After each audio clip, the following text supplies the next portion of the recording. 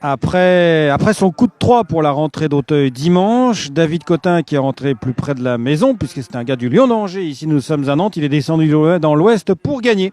Un nouveau succès pour David Cotin, qui malgré son accident l'année dernière, durant l'été, a terminé cravache d'argent 2016 en obstacle, et qui est reparti très fort pour être cravache d'or, pourquoi pas 2017, bien qu'il a obtenu sa licence d'entraîneur et ne tardera pas de l'année prochaine à devenir entraîneur. En tout cas, en attendant, le numéro 6, Irmao Joa, s'est imposé donc sous la selle de David Cotin, qui s'est montré solide. Il a secoué le Irmao Joa. Il a monté une course très discrète à la corde, en dedans. Voilà, il s'est rapproché. Et puis, eh bien, sorti de tournant, il a décidé de mettre le grand coup d'accélérateur. Et il a signifié à Irmao Joa qu'il fallait démarrer. Et il s'est imposé. Alors là, hop. Ah, on va aller le voir juste après, parce que là, c'est pas une position très agréable pour eux. Hein? Attends. Hop.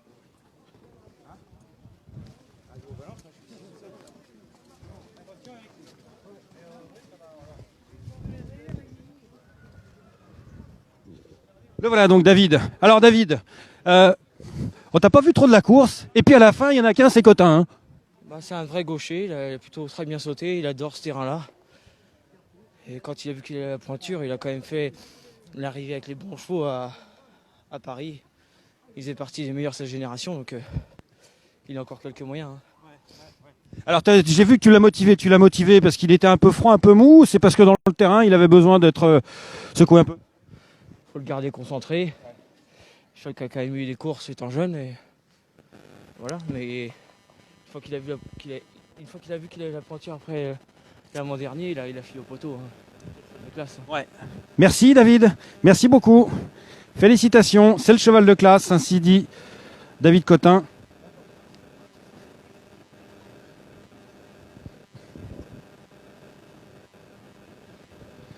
Voilà, avec qui s'impose avec Irmao Joa As, je vais y arriver. Qui semblait pas forcément le plus à l'aise en sortie de tournant, parce qu'il était motivé. C'est à se demander si Unobé avec Thomas Borin, il allait pas plus facile que lui. Finalement, que nenni, c'est bel et bien Irmao Joa As qui l'a emporté devant Uccello de Mai, qui porte bien le poids. Je ne sais pas où est Eric Leray, il est là-bas, qui porte bien le poids. Hein, et costaud, Uccello de Mai, il fait bien. Et puis Unobé qui termine 3e. Rayon, t'as raison, il porte bien le poids, ton cheval. Ah oui, c'est un cheval qui est génial. Puis il vieillit super bien, parce qu'il est comme le bon vin, il a 9 ans là, ça va être sa meilleure année à mon avis, et on n'a pas de problème, enfin c'est génial. On va certainement le voir sur Auteuil maintenant. C'est la question que j'allais poser, un cheval qui fait comme ça dans le lourd, qui est en forme, peut peut-être profiter un peu de sa forme là, avec le vent dans le dos là sur Auteuil. Je pense, hein. C'est un cheval qui a déjà fait Auteuil, qui le fait bien. Il avait toujours eu des problèmes de santé avant. Là, apparemment, tout va bien. Je veux quand même profiter de sa condition et on va certainement aller sur un handicap, quelque chose comme ça, quoi. Très bien. Oui, profiter du terrain lourd. Merci pour cette information intéressante d'Éric Leray. Nous voyons ici, je ne sais pas combien il a terminé, Antoine T4.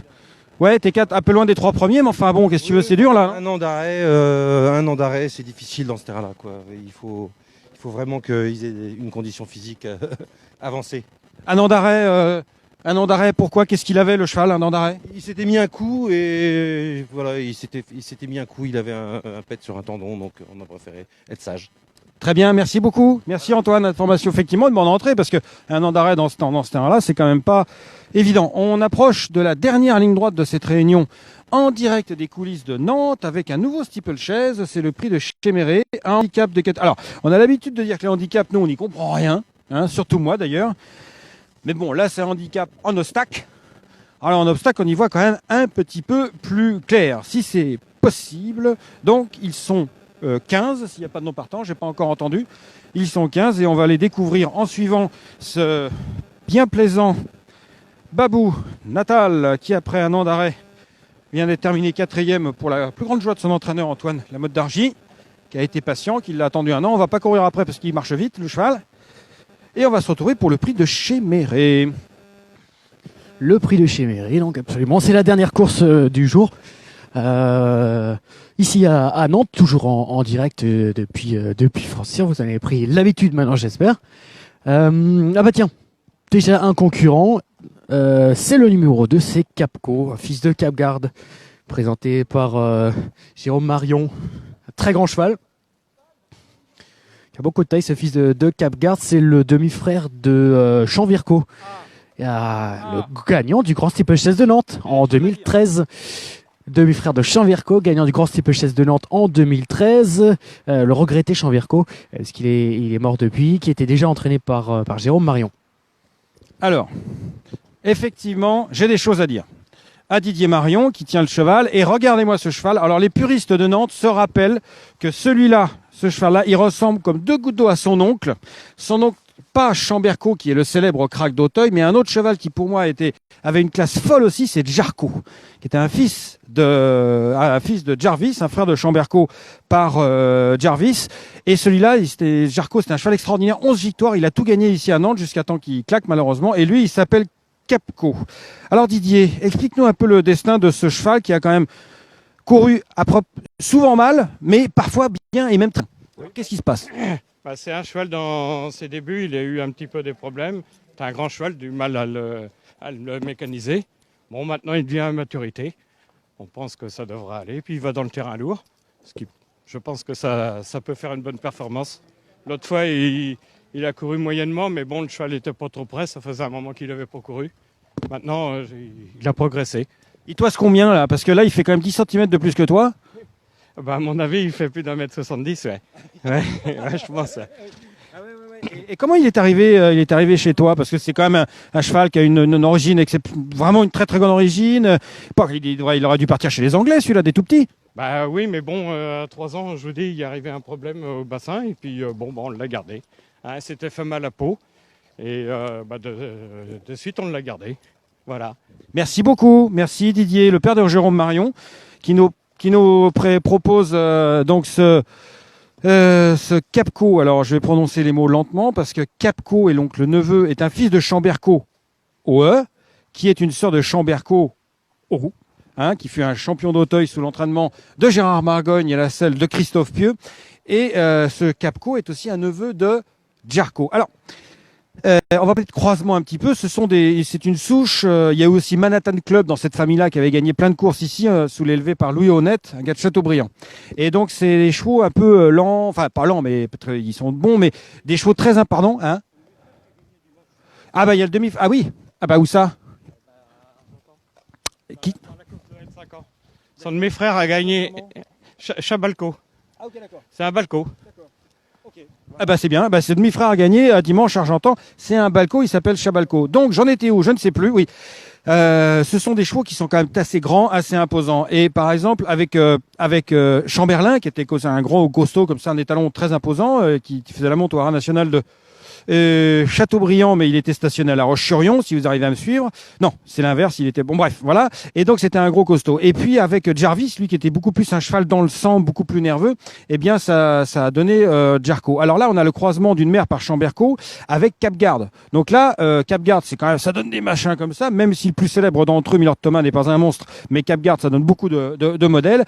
Et croisé avec une jument par Chamberlain, qui donne aussi beaucoup de modèles. Et à l'arrivée, vu que parfois la génétique est relativement logique, vous avez un déménageur, le croisement de Capgarde et avec une mère par Chamberlain. Voici donc pour le cas très intéressant de Capco. Nous allons regarder un cheval qui arrive juste derrière lui, qui s'appelle Pick Red Air, un 13 ans par Machiavellan, qui porte le numéro 6. Ah voilà, papy, 13 ans, dis donc. Mais toutes ses dents aussi, comme dit l'expression. Oh, oh, oh. Le numéro 6 donc qu'on suit actuellement en direct toujours, Pick Reader, un cheval de 13 ans comme tu viens de le dire Arnaud, qui a été élevé en Irlande par Ballylin Stud.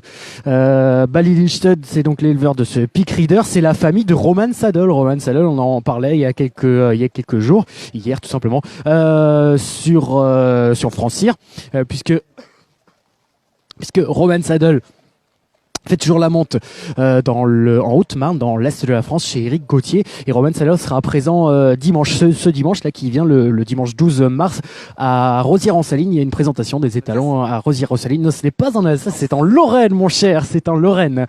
Et il sera notamment présenté avec Higino et Rob Roy. Le 4 ici, il est juste devant le numéro 6. Ici, le numéro 4, qui est un représentant de Jérôme Follin, porte la casaque de Jérôme Follin. Il reste sur une 7e place pour ses débuts en 2017. Sur le steeple de Mort de Bretagne, il avait gagné sa course à Carhaix en 2014. Déjà, il est âgé de 8 ans. C'est le frère de Little Comté, 3e du prix Kampschamberg, du Prince des Couans également, gagnant du prix Covadis à Auteuil. Ce fils de Discover d'Auteuil. Le numéro 4, Blue Discover, qui sera associé à Christopher Couillot. Les Carberies là-bas. Les Carberies, on va y aller, on va aller les voir. Venez avec moi. On va passer à côté de l'arbre. On va laisser les chevaux passer. Et hop, on y va, on y va, on y va. Les Carberies, justement. Alors, Louisa Carbery qui présente 2 concurrents dans cette ultime épreuve aujourd'hui à Nantes. Ici, on a le numéro 15, me semble-t-il, c'est Bêtise Beauchesne. Bêtise Beauchesne, ici Philippe Carbery qui va monter cette fille de Peer Gynt, qui est en train de se faire sceller. Et ici, l'autre concurrente, c'est ça, de Louisa Carbery, c'est le numéro 13, Dourdour, un fils de Redback, qui fait lui aussi sa rentrée. Dourdour, et donc Bêtise Beauchesne. Et puis on a le représentant d'Éric Leray qui est arrivé 3e dans la course précédente. Alors qu'est-ce qu'on peut dire sur ce Dourdour, le numéro 13, un fils de Redback, c'est le premier produit de la mer. Il reste sur une 5e place à Auteuil, 5e de Karina Toussaint, l'excellent pouliche des Maniens. On va demander quelques petits mots à Salade. Bonjour. Bonjour. Qu'est-ce qu'on peut dire sur Dourdour? C'était un très bon cheval, il saute très très bien. Et là, il vient de reprendre par rapport à sa dernière course. Je pense qu'il a peut-être une chance aujourd'hui. À part, bon, le terrain, il est un peu lourd. C'est un poulain, c'est un poulain. Il a quel âge? Il a 5 ans. Oui, on peut encore dire poulain. Comment il est le matin? C'est vous qui le montez le matin à l'entraînement? Oui, c'est moi qui le monte le matin. Bon, il tire un peu, mais il est très intelligent. Et il réfléchit très bien à ce qu'il fait le matin en sautant. Il travaille très bien. Et je pense que, non, franchement, je pense qu'il a vraiment ses qualités. Très bien. Un cheval intelligent. Il faudra réfléchir là-dedans pour s'en sortir du terrain pour cette dernière épreuve. Merci beaucoup. Merci. Et donc voilà, Dourdour qui sera monté par Peter John Carbery. Et ici, Philippe Carbery, la famille Carbery, Princesse d'Anjou, exactement, le jockey de Princesse d'Anjou, entre autres. Philippe Carbery, qui vient d'être papa d'une petite Sophie. Sa femme Louisa vient d'accoucher il y a quelques jours. Et ici, ce n'est pas Dourdour, on vient d'en parler, c'est Bêtise Beauchesne, le numéro 15. Louisa Carbery qui avait bien sûr remporté la grande course de haie de printemps avec Rameur, c'était en 2015 déjà à Auteuil. Alors qu'est-ce qu'on peut dire sur cette Bêtise Beauchesne, cette 6 ans par Peer Gynt avec une mère par Robin Després, un croisement intéressant, un Peer Gynt, un croisement atypique du coup du moins. Peer Gynt c'est un Sunday Silent, du sang japonais sur du bon gros sang français qui saute, c'est pas commun Arnaud. Effectivement, c'est assez atypique, mais bon, dans la génétique, on peut s'attendre à tout. Alors, on nous pose des questions sur Set Boy, le numéro 14. Je l'ai aperçu. Oui, il est là, juste en face. C'est David Béra, son entraîneur, qui le tient. Le Set Boy, le numéro 14, un fils de Saddlemaker, élevé par le regretté Damien Covelier, c'est la souche familiale, celle de Pierre Covelier. Le 7, bien sûr, c'est le nom de la boîte, l'ex Crazy Apples, qui est devenu désormais le 7, une boîte du côté de Cergy-Pontoise. C'est une énorme boîte de nuit. Loïc, tu as quelque chose à dire? Avant d'aller voir David, je pense, sachez que la mère Apples Noah, une fille de Mansonien, avait gagné une course intéressante à Auteuil, le prix Loreto, monté justement par David Béra. Ah oui, très bien.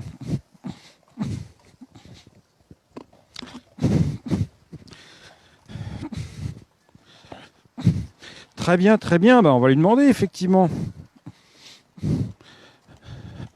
À David Berra, puisqu'il a bien connu la mer. Apples Noah.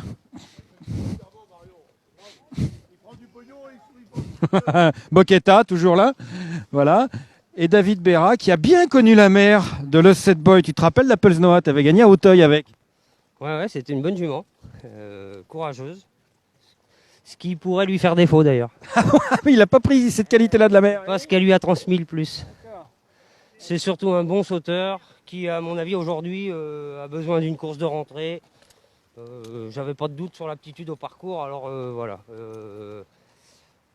J'attends un bon comportement, mais je l'attends pas à avoir gagné aujourd'hui. Hein. Il est pas. C'est pas un champion et voilà, ça va donner l'idée du programme en fonction du résultat. D'accord. Eh bien voilà, on va passer à l'identification du 14 Set Boy, le 14. Voilà, qui est un beau cheval. Hein. Un beau cheval, un physique. Qui mange juste un petit... Il est bien rentré ton cheval de Angers, celui qui a gagné la bonne course, là, le 5 ans. J'ai oublié son nom, mais... Papy d'Or, évidemment, voilà, qui a gagné... Il va courir une course de 5 ans à Auteuil. Merci David. Voilà, il est bien rentré de sa victoire à Angers, Papy d'Or, le cheval alezan qui avait gagné le grand steeple des 4 ans à Angers en novembre 2016 et qui a brillé pour sa rentrée. Alors, là, nous avons... Alors, le 3. Attendez, ça c'est le 3. Le 3, Tiger de Beaune, le cheval de Bertrand Lefebvre, effectivement. Un Tiger Groom et Vénus de Bonnet. Cheval de qualité hein, qui a gagné l'année dernière à 2 reprises. Qui fait sa rentrée. Voilà, on rentre dans le rang en même temps. Et ça, qui est-ce? Philippe Pelletier. Philippe Pelletier, hop là, je me dérange, c'est Bialco, un fils de Don Alco, élevé par la famille de Soultret. Hop, Bialco. Non mais c'est un bon, hein. C'est un handicap, mais c'est un handicap de chevaux d'Auteuil. Enfin, c'est pas parce que c'est les chevaux d'Auteuil qui sont parce que très bons. Moi, enfin, si, ils sont bons les chevaux d'Auteuil, mais bon, nous on défend les chevaux qui sont capables de gagner ici. Très important. C'est pas parce que les courses d'Auteuil sont très importantes qu'il faut diminuer celles des courses de l'ouest de la France ou du sud-ouest, enfin en tout cas les courses de province comme ils disent. Le 15, Bétis Beauchesne, on en a parlé tout à l'heure. La fille de Pierre Guint et Adriana de Clermont, une souche qui a brillé chez Guicherel notamment. Le 6 qu'on a vu là, et nous ce qu'on va faire c'est qu'on va peut-être se rapprocher de là, venez avec moi les amis, pour essayer d'aller en rencontre de professionnels, de professionnels que nous n'avons pas déjà interviewés, tandis que les jockeys arrivent. Tiens, on va regarder les jockeys qui sont en train d'arriver. Voici Christopher Couillot, le jockey du numéro 4. Voici le 9. Ah non, c'est pas Clément Lefebvre, justement, qui est remplacé par Damien Mesca. Merci. Est-ce que c'est pas Romain Julio que je perçois au fond? Oui, sur le numéro 12 avec la casaque de André Boquet, justement. Balichat. Nous avons Thomas Borin avec la casaque grise et noire et blanche pour Yannick Fertillet. Hop. Voilà, la casaque du domaine de Bonnet, Tiger de Beaune. Il s'agit d'Armel Lotou. Là, il vient. Oh là, Simone Munir. Il a là ce Bialco, voilà, cheval de qualité qui est un fils de Don Alco. Tandis que voici la casaque de Capco, Stéphane Paillard. Le numéro 10, c'est Noël William O'Driscoll. Tandis que cette casaque qui ressemble à celle du baron Edward de Rothschild, mais qui ne l'est pas, c'est la casaque jaune du numéro 13 montée par Peter John Carberry. Alors, voilà, 14, avec Olivier Jean. On en a parlé il y a quelques instants avec son entraîneur David Berra, qui tient le cheval. Tiger de Bonnet, c'est Bertrand Lefebvre.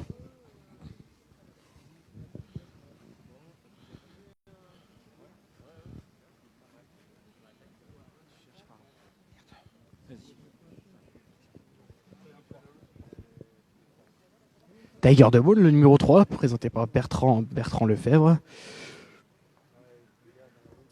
une souche Niarchos, celle de Nureyev. Eh oui, Et si tu fais les lignes, exactement.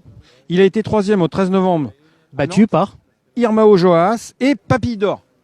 et Papidor, donc c'est le cheval de David Berra dont on parlait tout à l'heure, qui a gagné qui va viser une prochaine bonne course à Auteuil sur les haies pour 5 ans, c'est bien ça.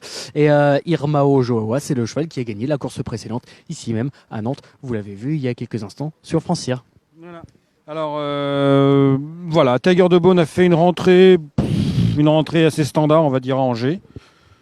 Mais il est sans doute capable de monter un peu sur cette sortie. Et voilà, les chevaux. Le cheval d'André Boquet. Le cheval d'André Boquet qui est en train de passer, le numéro 12. Alors plus sérieusement, maintenant, on a raconté des espoirs par Beach tout à l'heure, André. Mais bon, là, on va parler de la course. De la 8e, il est propriétaire du numéro 12, Balisha. André, une fille de Honolulu, qui a couru 3 fois cette année. Du bon, du moins bon. Qu'est-ce qu'on peut en penser, le 12? Bah, ça va bien que dans le terrain lourd, donc aujourd'hui ça devrait aller. Dixit, mon entraîneur, Serge Fouché. Maintenant, il y a de la clientèle à battre, donc le jeu est peut-être pas le même, mais voilà. C'est son terrain toujours. Merci André. Voilà son terrain pour le numéro 12, Balisha. Tandis que nous, on va... pas bien, retardataire.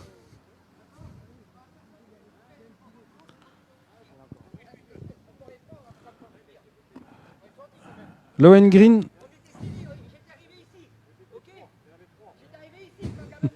Jean-Luc Guillochon, il a de la gueule.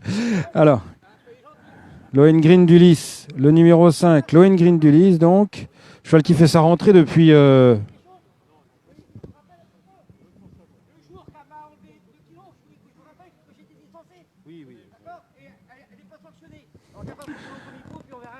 Bon. Le 16 novembre 2014, Lohengrin d'Ulysse terminait 3e à Auteuil, derrière Royal Astarania, devant Choban du Matan, voilà, des chevaux de grande qualité. Et figurez-vous que Lohengrin d'Ulysse n'a pas couru depuis le 16 novembre 2014. Ça fait donc 2 ans et 4 mois que Lohengrin d'Ulysse n'a pas couru. Alors il est passé très très vite, donc on a à peine eu le temps de voir son physique, vu comment il était avancé. Je sais pas si je vais aller voir Jean-Luc parce que il est remonté comme ça. Il est remonté comme ça, donc je vais lui demander pourquoi il est en retard, on va se marrer. Mais mais bon, c'est pas grave. C'est pas grave. On est taquin, on n'est pas taquin. Détends-toi Jean-Luc, détends-toi. Bon, c'est pas grave. 2014, dis donc, il a pas couru ton cheval. Tu vas me dire qu'il est pas prêt, comme tous tes chevaux, comme d'habitude? Non, mais il vieillit, c'est un cheval qui est tardif. C'est ça, t'as raison. Raconte-moi, qu'est-ce qui lui est arrivé à ce cheval? Il a bougé. On l'a pris un peu vite, donc voilà. Puis après, on a attendu carrément. Ah oui, en fait, il a bougé, tu l'as repris, il a rebougé du coup? Voilà. On l'a repris un peu vite, donc après, on a pris notre temps. Bon. Voilà. C'est une rentrée sage, parce que là, le terrain lourd, 2 ans, une absence. Oui, oui. On va essayer de faire le tour déjà. Merci Jean-Luc. Merci Jean-Luc. Donc, hop là, je vais rester là. Et nous, on va se retrouver toujours en partenariat avec Lanker, avec les chevaux de cette dernière et 8e et dernière course de Nantes. En attendant, vous suivez la course sur PMU.fr, bien sûr, comme vous en avez l'habitude. Et nous, on se retrouve avec les principaux récipiendaires de cette dernière course de Nantes en partenariat toujours avec Lanker, avec, bien sûr, toujours le XT Cher. À tout de suite.